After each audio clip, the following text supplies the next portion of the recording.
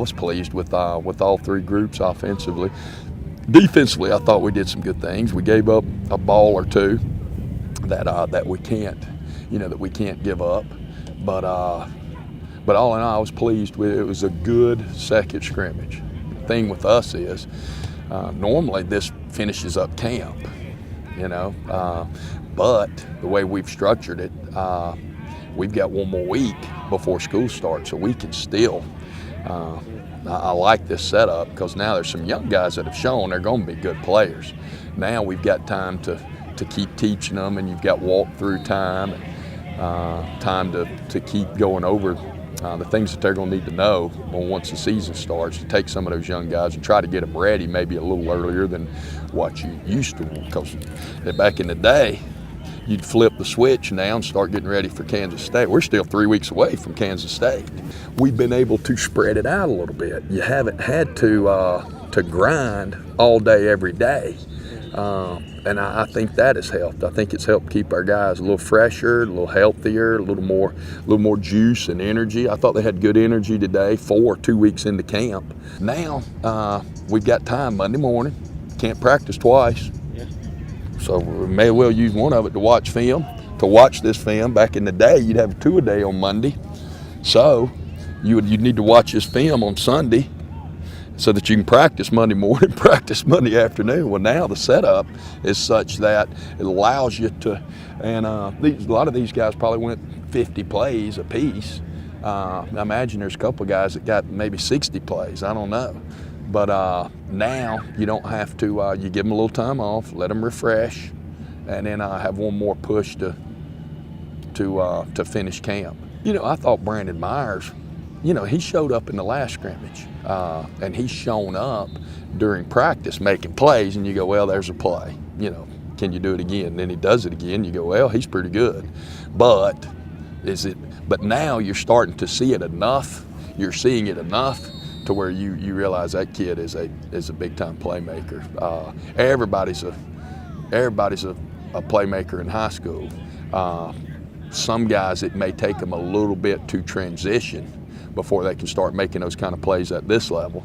And some guys make plays in high school, and day one they start making plays here. And it appears that he's going to be, from what I've seen so far, he's made a quick transition. He's already made some plays where more than one that you go, wow, we need to try to get him ready to play. I thought Brandon Cox had a good day. Yeah, he kind of jump started us early offensively on a play, and then I thought he ran the ball well when he had a couple of rushes that I thought he did well. I thought Hayden had another good day. Crossley, I thought, ran the ball well. Well, I thought we ran the ball a lot better this week than we did a week ago. Kier, I thought he had a couple of good runs. We're getting the ball on the perimeter better. We're getting the ball on the outside in the run game, where we've been so inside gap conscious. We're getting the ball on the perimeter now, and that's been a big plus for us. Yeah, Dylan Smith. Now that was the third group on the third group, but Dylan had a really big run there, and proud to see him keep getting better, and had a big explosive run. Dylan, a tremendously hard worker and very valuable asset to the program, and had a big run. We have not had those. You're exactly right. We're and some of that is that experience on the offensive line. Those guys have played together. Chandler Dexter at tight end. He played a lot last year, and just having some of those guys back has helped. They're not learning what to do. They're getting better at doing it, and that makes a big difference. There's a big difference between learning what to do and then learning how to do it. Last year we were still learning what to do.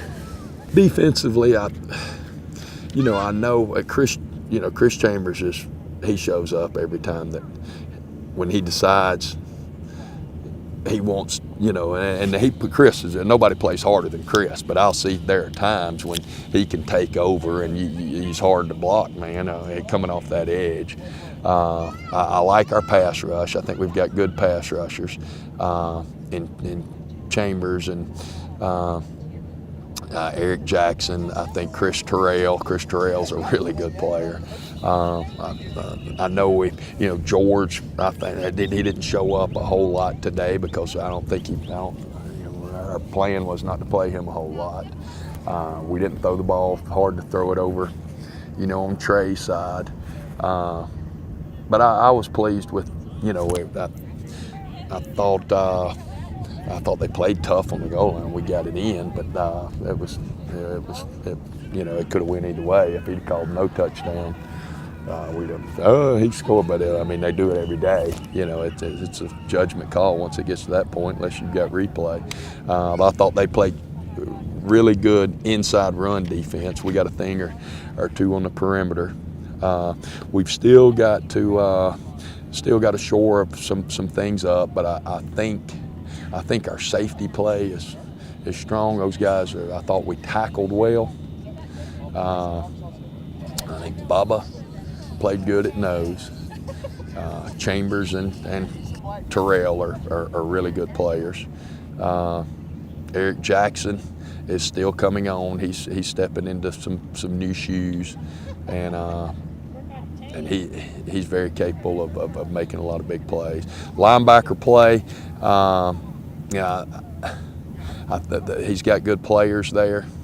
Coach Stewart has got some guys that have played a lot, and then we've got some Roy Sutton. Roy shows up to me.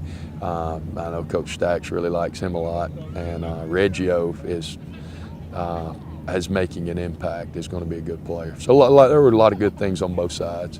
We got a couple of penalties, too many penalties.